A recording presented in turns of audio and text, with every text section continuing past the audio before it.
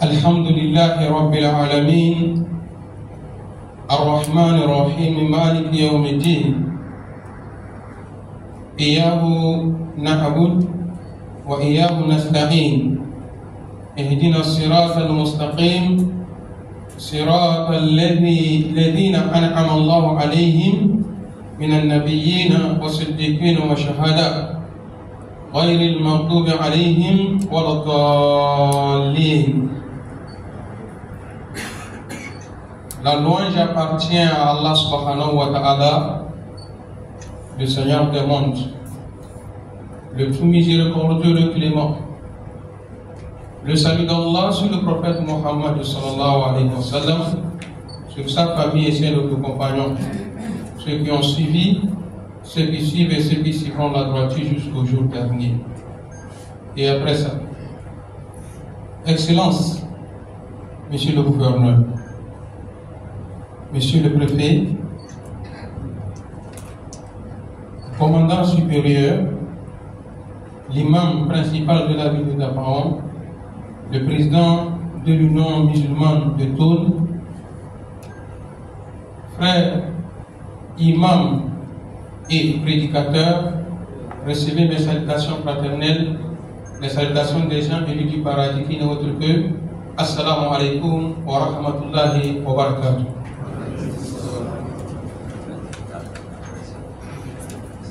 Allah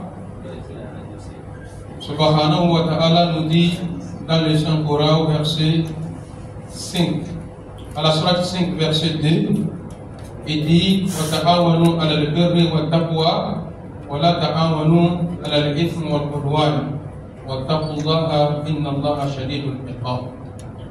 Allah subhanahu wa ta'ala nous dit, entraidez-vous dans le bien et dans la piété. Ne vous entraidez pas dans le mal et la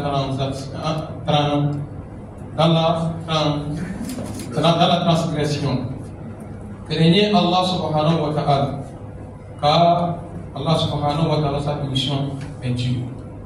Fidèles musulmans, avec ce verset, l'excellence, le gouverneur, a voulu que nous imams faisions des efforts pour mettre en pratique les dires d'Allah subhanahu wa ta'ala, comme nous venons de le dire. Le thème que tout à l'heure, puis le message que je vais passer, je vais essayer de parler de la paix et la sécurité. La paix et la sécurité, ce sont deux mots qui sont en synergie, qui se complètent. Là où il n'y a pas la paix, on ne trouve pas la sécurité. Là où il n'y a pas la sécurité, on ne trouve pas la paix. Notre région des savanes, à travers des définitions que tout à l'heure nous avons données, nous saurons si notre pays, notre région est en paix et en sécurité ou pas. La paix est une situation tranquille d'un État, d'un peuple, d'un royaume, d'une famille. La paix, c'est la concorde, tranquillité intérieure qui règne dans les États, dans les familles, dans les sociétés. C'est les rapports entre les personnes qui ne sont pas en conflit. Rapport calme entre citoyens, absence de troubles, de violence. Si nous nous référons à cette définition ou bien à cette définition de la paix, nous allons voir que non, nous ne sommes pas en paix.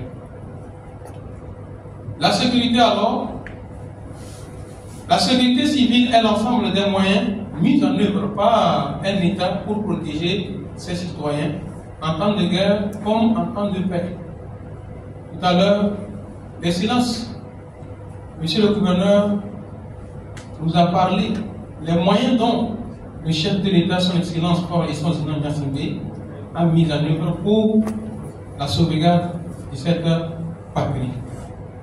Fidèles musulmans, mes frères, chers imams, d'abord permettez-moi de parler de l'importance de la paix. La paix est un joyau recherché par tous les moyens dans le monde, sans laquelle aucune réalisation n'est possible sur terre. Sans la paix, il ne peut pas exister d'économie prospère. Sans la paix, aucun rassemblement dans les lieux publics. Je parle de marchés, des lieux de culte, des lieux d'éducation, etc. n'est possible. L'exemple de certains pays frontaliers dans l'Afrique de l'Ouest. Fidèles musulmans, mes frères, chers imams, où se situent les principales menaces sur la sécurité et la paix dans la région des Sahara? Notons que déjà dans cette région, il y a l'intrusion des terroristes au sein de la population. Ces terroristes se sont donnés comme nom djihadistes. Lors d'une invocation d'une prière, il y a une autorité de cette religion dont je vais faire le nom, nous a parlé de cela en nous disant que ces terroristes disent qu'ils sont en train de faire le djihad. Nous, imams, prédicateurs musulmans, nous voyons que ce n'est pas un djihad. Donc nous devons prendre notre islam pour combattre ces terroristes. Après ça, nous avons la prolifération des armes de destruction massive. Aujourd'hui, vous les voyez un peu partout, dans nos rues, dans nos marchés, dans nos mosquées, dans nos églises, un peu partout. Ils ne font que placer des choses comme ça. Quelqu'un vient, pour simple chose, ça s'explose et c'est fini. Nous avons également la complicité avec des personnes mal intentionnées ou par intérêt égoïste. Vous savez que celui-là, ce n'est pas une bonne personne.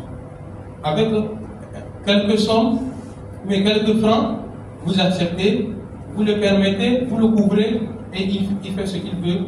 Et c'est des frères, c'est des amis qui sont en train de mourir, c'est des parents qui sont derrière. La criminalité transfrontalière, le changement climatique et la pauvreté. Maintenant, nous allons revenir tout à l'heure pour voir les conséquences du terrorisme dans notre religion. Le terrorisme a pour effet la perte en vie humaine résultant de nombreuses veuves et de nombreux orphelins. Vous-même, vous le voyez, ce qui se passe. Actuellement, quand ils arrivent dans un milieu, c'est des hommes qu'on arrête, on tue. On laisse les femmes, c'est des veuves. On laisse des enfants, ce sont des orphelins. Ceux-là qui ont pu s'échapper, des gens qui étaient responsables, qui étaient riches, qui avaient tout, sont aussi, à d'abord, vous les voyez, ils sont devenus des mendiants. À cause de quoi? De ce terrorisme. Nous aurons aussi les déplacés de guerre. Comme tout à l'heure, vous voyez, dans nos familles respectives, il y a quelqu'un qui loge au moins 2, 3 personnes chez lui. Parce que les gens se sont déplacés. Parce que s'ils restent là-bas, ils vont mourir. Ils ont fui ces terroristes pour venir. Encore, pour nous, c'est du surcharge. Avec notre famille, ce n'est pas facile. Il y a d'autres couches qui sont venues encore s'ajouter à nous. Il y a aussi les maladies qui vont suivre. Ces maladies-là sont causées par quoi? Des explosifs. Tout ce qui dégage auprès de ces terroristes, les gens prennent des maladies. La famine et la pauvreté. Aujourd'hui, là où l'on faisait le champ, on ne peut plus faire le champ. Et si on n'a pas fait le champ, nous ne pouvons pas vendre nos marchandises, nous ne pouvons pas vendre ce que nous avons, nos récoltes, pour avoir l'argent. Et quand on n'a pas l'argent, on tombe malade, il faut aller à l'hôpital. Il n'y a pas l'argent pour s'acheter des médicaments, la mort s'ensuit. Et c'est fini. Et nous avons aussi l'arrêt des activités, telles que le commerce. Hier, Quand vous arrivez à Aoussezongo, vous allez voir des voitures qui sont arrêtées, des véhicules qui transportent des marchandises pour des villages. Aujourd'hui, tout est arrêté. La scolarisation des enfants, ça ne peut plus. Il y a des écoles qui sont fermées. Parce que les enfants peuvent être en classe, on vient, et puis c'est fini. Il y a aussi les travaux champêtres.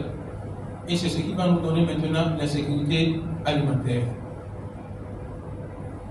Maintenant, l'objectif principal de la sécurité. Protéger de façon satisfaisante et permanente les individus au sein de la société contre les risques de menaces. La raison pour laquelle le gouverneur nous a convoqués, tous ensemble, cherchons une solution pour que tout ceci-là, ça va s'arrêter. Protéger les biens matériels de la population. Quand il vient souvent, vous voyez des boutiques sont cassées. Ils prennent des engins des gens, etc., etc. On met au feu tout le village. Tout ceci-là, nous devons faire des efforts. Assurer la libre circulation des biens et des personnes. Je termine en appelant à tous qu'il y a des mesures à prendre contre l'insécurité dans cette région. Parmi tant d'autres, je vais citer: dénoncer les cas suspects d'insécurité, sécuriser les frontières,